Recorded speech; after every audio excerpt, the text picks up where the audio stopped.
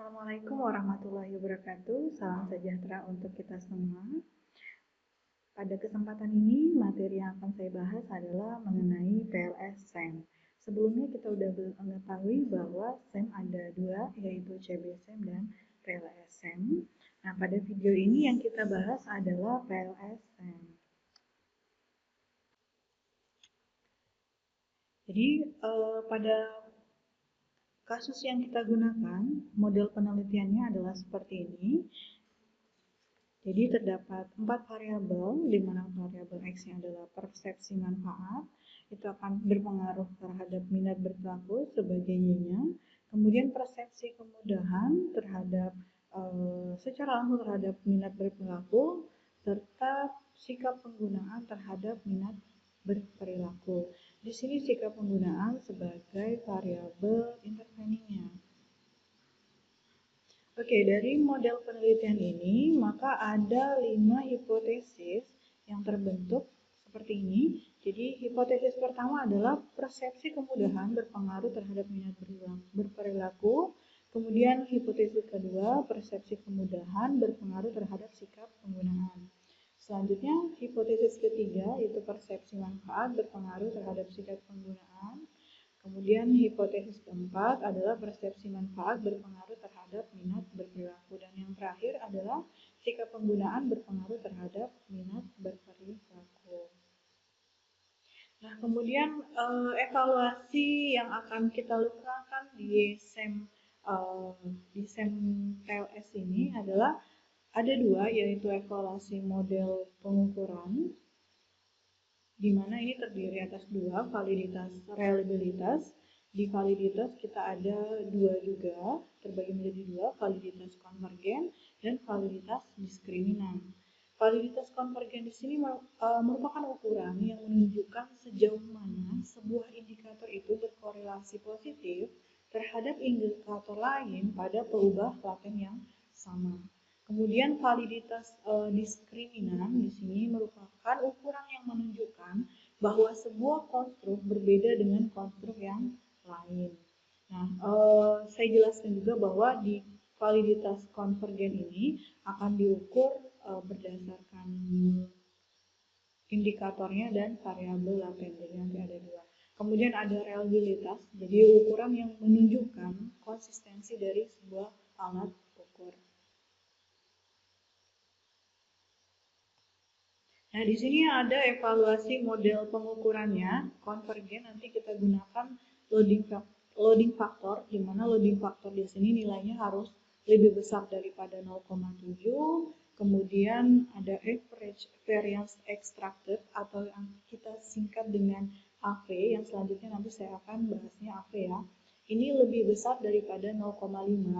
Kemudian selain dari nilai AV, kita bisa lihat nilai communality-nya. Nah, dari beberapa ahli mengatakan lebih baik menggunakan communality. Nah, nilai communality ini harus lebih besar daripada 0,5. Kalau validitas konvergen menggunakan loading factor ini untuk melihat validitas konvergen antar indikator. Kalau yang di communality ini adalah variabel latennya. Kemudian validitas diskriminan itu bisa menggunakan cross loading, di mana nilai cross loading ini lebih besar daripada 0,7 atau dengan Cornell-Lecker kriteria.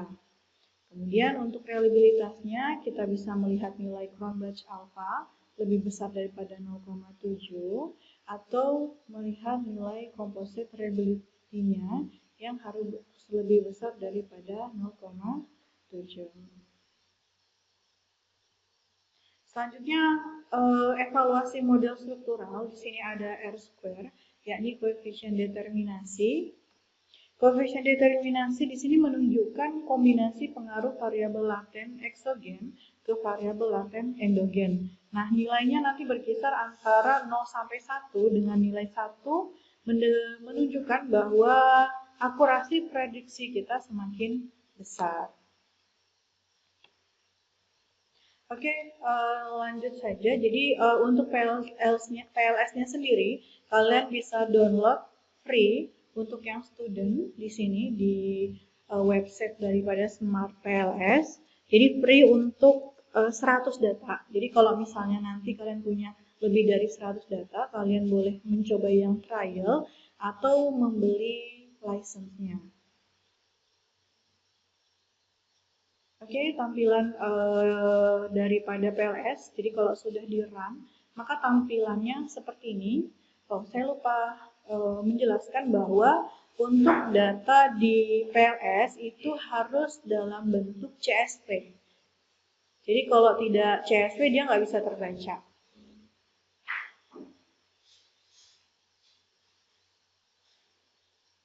Oke, untuk memulainya kita bisa klik di sini New Project. Nanti akan muncul seperti ini. Kita harus beri nama projectnya project apa dulu gitu ya. Misalnya ini adalah project multivariat. Saya bisa tulis seperti ini multivariat. Multivariat 1 misalnya. Kita okekan saja. Selanjutnya akan muncul seperti ini tampilannya. Jadi di sini ada klik untuk mengimport datanya. Kemudian di sini nanti kita akan menggambar model strukturalnya. Yang pertama kita lakukan adalah klik datanya. Jadi klik 2 kali di sini. Nah, ini adalah jenis datanya. Jadi dalam bentuk CSV seperti ini. Jadi kalau misalnya tidak disimpan dalam CSV dia akan tidak akan terbaca.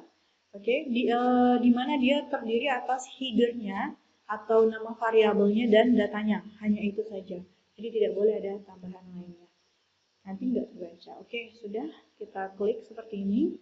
Ini kita beri nama datanya. Saya beri nama seperti ini saja. Kalian boleh mengganti nama data filenya, silahkan. Saya oke. Nah, akan tampil seperti ini. Jadi kalau misalnya datanya sudah masuk, dia akan menampilkan indikatornya apa saja, kemudian apakah ada data yang missing atau tidak, begitu semuanya. Kemudian setelah masuk datanya, kita gambarkan modelnya. Nah, seperti ini.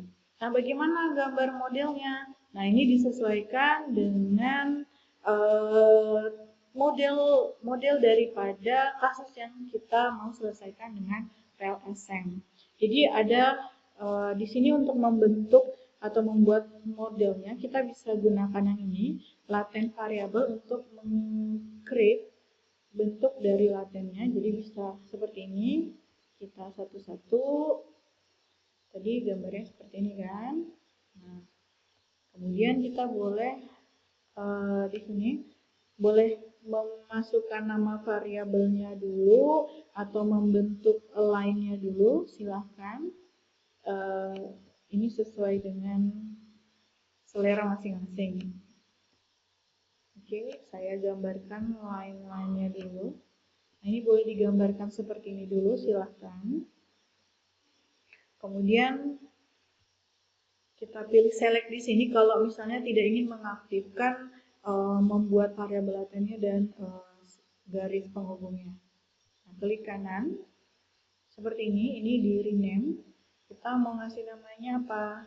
Misalnya ini sesuai dengan yang kalian punya tadi.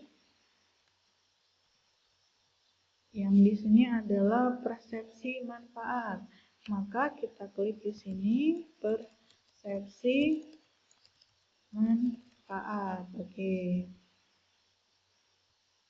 Kemudian sini kita rename lagi. Namanya adalah persepsi kemudahan. Persepsi kemudahan.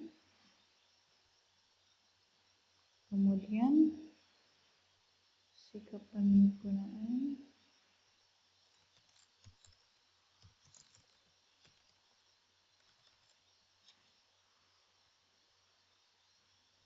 Kemudian minat berperilaku. Oke, klik kanan, rename, minat berperilaku. Oke, kemudian jika warnanya masih merah seperti ini, itu artinya kita belum memasukkan datanya. Terus bagaimana memasukkan datanya? Jadi di sebelah kiri di sini ada tulisan nomor dan indikator. Kita klik shift. Kalau saya klik shift, kemudian arah ke bawah seperti ini, panahnya kita Kalau sudah kita drag sesuai dengan ininya, nama indikator dan variabel latennya. Disesuaikan X1 isinya adalah persepsi kemudahan. Nah, jika sudah ada datanya masuk, maka dia akan berubah biru seperti ini. Kemudian untuk yang kedua juga sama, ditahan, kemudian di drag ke oke, sudah ya, masing-masing seperti itu. Kemudian yang ketiga, selanjutnya yang terakhir adalah yang Y, dinas berperangko. Nah, di sini kan masih berantakan. Nah, ini bisa diatur dengan cara, nah ini di kanan kiri. Nah, ini juga bisa pakai sini, pakai yang itu juga bisa, klik kanan seperti ini. Silahkan saja.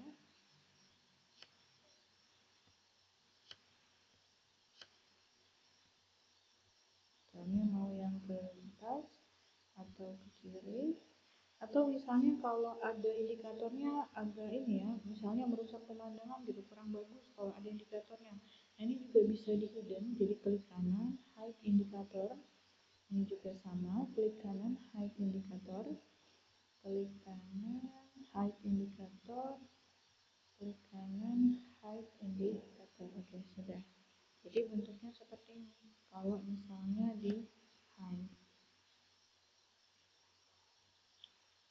Kalau sudah seperti ini, nah untuk melakukan pengujian model strukturalnya, untuk yang pertama adalah pengukuran.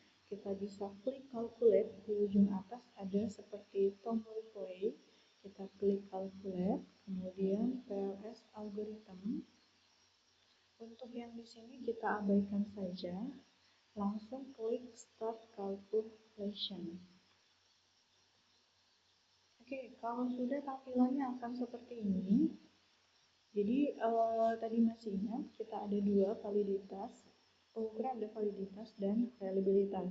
Yang pertama adalah validitas konvergen. Nah, ini kita bisa lihat berdasarkan nilai outer loading.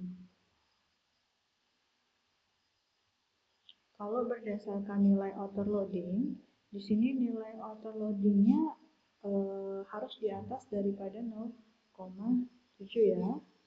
Loading. Nah, di sini kalau ada seperti ini, oh ternyata ada yang ini, kalau hijau ini biasanya di atas 0,7, artinya dia udah memenuhi.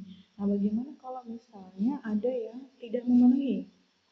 Yang kita harus lakukan adalah, tunggu dulu, kita lihat dulu yang mana yang tidak berpengaruh. Ternyata di X3.5 kita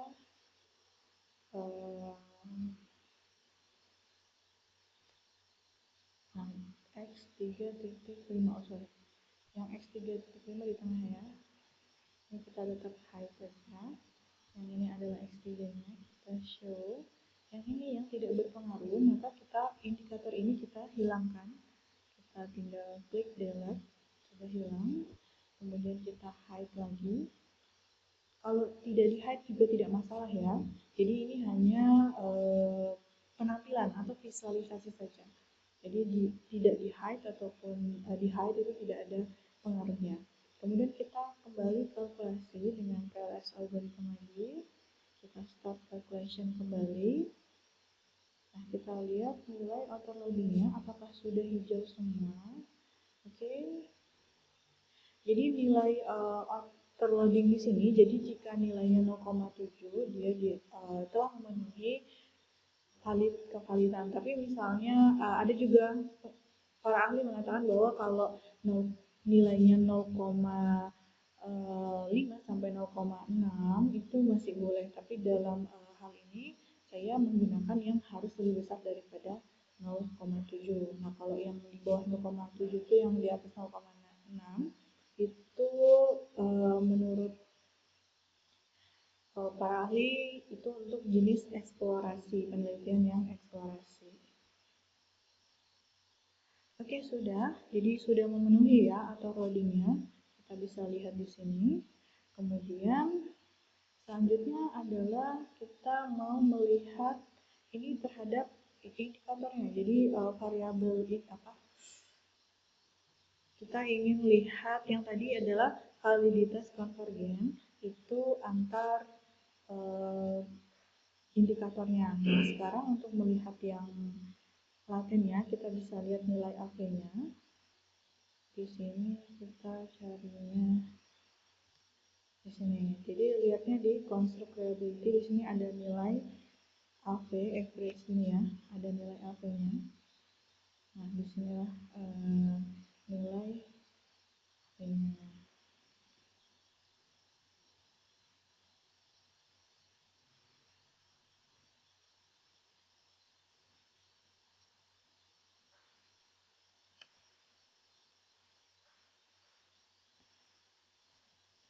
Oke, berdasarkan nilai ini, ternyata nilai AV-nya itu di atas 0,5.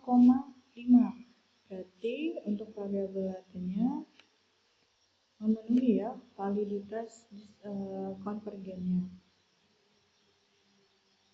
Selanjutnya kita gunakan mencari validitas diskriminan. Sini klik diskriminan validity. Di sini ada nilai Forner-Laker kriteria. Kita lihat bahwa akar dari korelasi dari akar AV terhadap variabel lainnya itu lebih besar. Jadi misalnya ini minat berperilaku ini nilai 0,9. Kemudian di sini persepsi kemudahan dengan minat berprestasi ini masih lebih besar daripada ini, jadi dari variabel laten terhadap indikatornya ini masih lebih besar ya nilainya daripada yang variabel lainnya. Atau kita bisa menggunakan nilai cross loading. Jadi nilai cross loadingnya ini harus lebih besar daripada 0,7. Kita bisa lihat di sini untuk X11 tadi kan persepsi kemudahan. Nah, kita bisa lihat nilainya di sini itu nilainya di atas 0,7. Kemudian kita juga bisa menggunakan kriteria ini. Jadi nilai persepsi kemudahan dibandingkan dengan nilai yang lainnya itu lebih besar. Oke, untuk kemudahan lebih besar daripada 0,7. Kemudian X2-nya ya ini persepsi manfaat, ini juga nilainya di atas 0,7. Kemudian yang X3 untuk sikap penggunaan di sini nilainya di atas 0,7 juga. Yang terakhir adalah niat berperilaku ada di sini. Jadi ini lebih besar daripada 0,7. Maka untuk nilai validitas diskriminannya dia telah valid, jadi terpenuhi semua. Selanjutnya kita mau lihat reliabilitasnya. Jadi di sini ada di construct reliability kembali. Jadi di sini ada nilai Cronbach alpha dan composite reliability. Jadi di sini kalau kita lihat dari nilai ini semuanya hijau ya. Berarti baik menggunakan Cronbach alpha ataupun composite reliability dia memenuhi reliabilitas. Maka untuk pengukurannya untuk evaluasi model pengukuran itu terpenuhi semua, maka kita bisa lanjutkan ke evaluasi model strukturalnya. Jadi kita bisa lihat nilai R-square-nya di sini. Nilainya di sini ya, R-square-nya 0,63. Arti di sini minat berperilaku.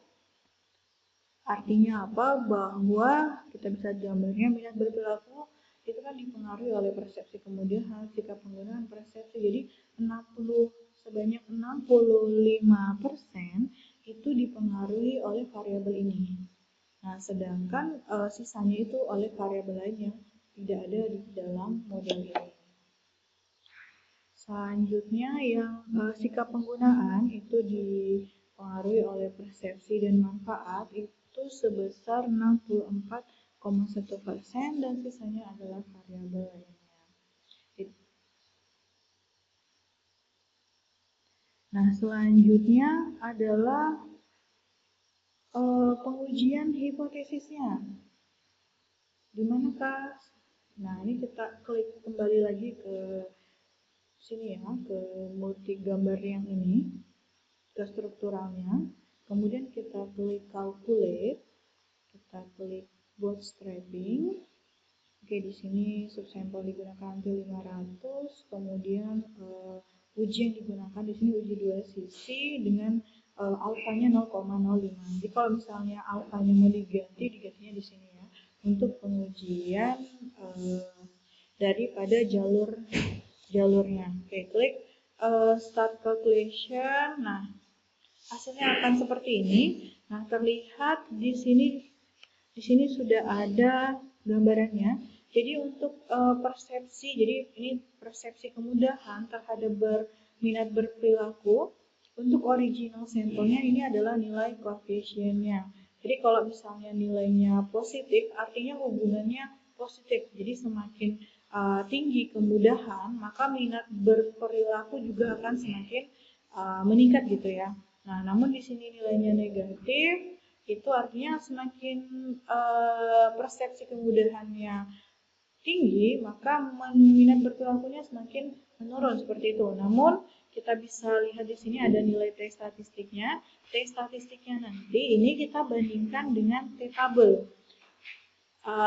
Ada salah satu buku yang mengatakan bahwa nilai T statistik ini jika menggunakan alfa 0,05 bisa dibandingkan dengan nilai 1,96.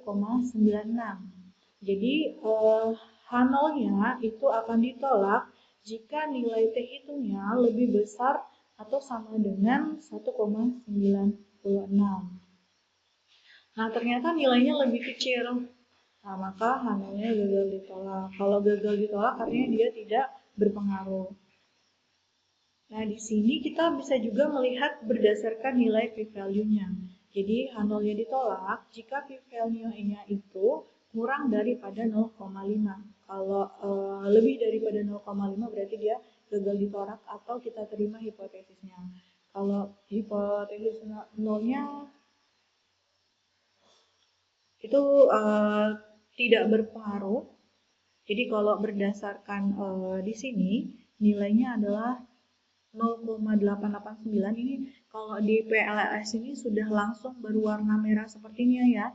Jadi kita lebih mudah mengetahui oh ternyata ini tidak berpengaruh secara signifikan yang merah-merah ini, kemudian yang hijau-hijau ini yang berpengaruh. Jadi dari 5 hipotesis yang kita ajukan, ternyata yang berpengaruh itu adalah persepsi manfaat terhadap perilaku, kemudian persepsi manfaat terhadap sikap penggunaan seperti ini.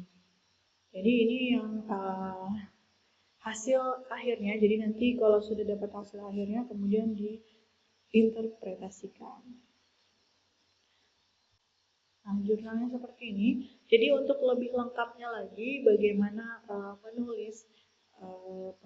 bagaimana menulis interpretasinya, kalian bisa buka jurnal ini dan lihat itu cara bagaimana